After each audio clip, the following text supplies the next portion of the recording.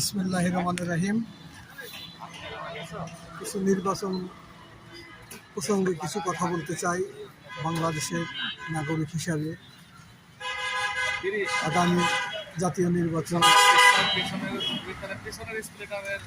ফেব্রুয়ারি 2026 একটা চমৎকার নির্বাচন দেখাতে চাচ্ছেন ডক্টর মোহাম্মদ ইউনূস এবং তার দল।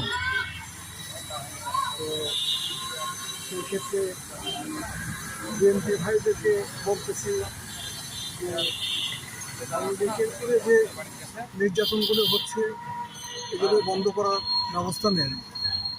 কারণ হচ্ছে যে বাংলাদেশে কিন্তু দুইটাই দল, একটা আওয়ামী লীগ, একটা বিএনপি।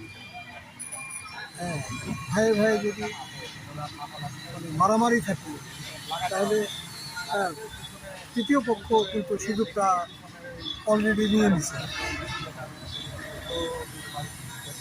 তো আগামী নির্বাচনে আওয়ামী লীগ ছাড়া অবশ্য নির্বাচনে যেতে চায় না, কিন্তু ঘোষণা করতে যাচ্ছে এবং করবে, সেটা বয়কট করার ব্যবস্থা করেন বিএনপি ভাইদের অনুরোধ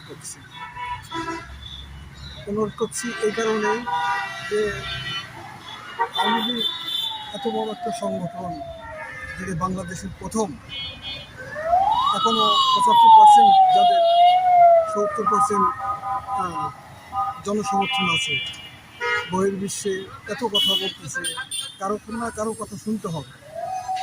রাজনীতি বলেন এবং যে কোনো কারণেই রাজনীতি কিন্তু গরু থাকতে হবে। তো গরু লন্ডন থেকে যা করছে এবং যে নির্বাচনের যে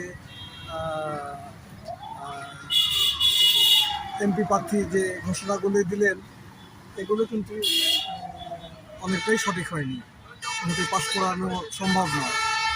আমি যে দুর্গাপুর পুঠিয়া পাস রাজশাহী যেখানে থাকি, নজরুল মণ্ডলকে নির্বাচিত করেছে দল থেকে, আসলে ভোট পাওয়ার তার যোগ্যতা একটু কম। এ কারণে যে ওই জনসমাজ ছিলই না। এক কথায় 17 বছর যে নির্যাতন যদি করে থাকে আওয়ামী লীগ, তাহলে এই নজরুলের কিন্তু কেউ ছিল না। এই কারণেই বিএনপি ভাইদের অনুরোধ করছি যে আওয়ামী লীগ ছাড়া নির্বাচনে যেতে চায় না, গেলে আপনাদের অনেকটা ভুল হয়ে যাবে। গোলাম মাওলা রনি মাঝে মধ্যে কিছু কথা বলে, আমার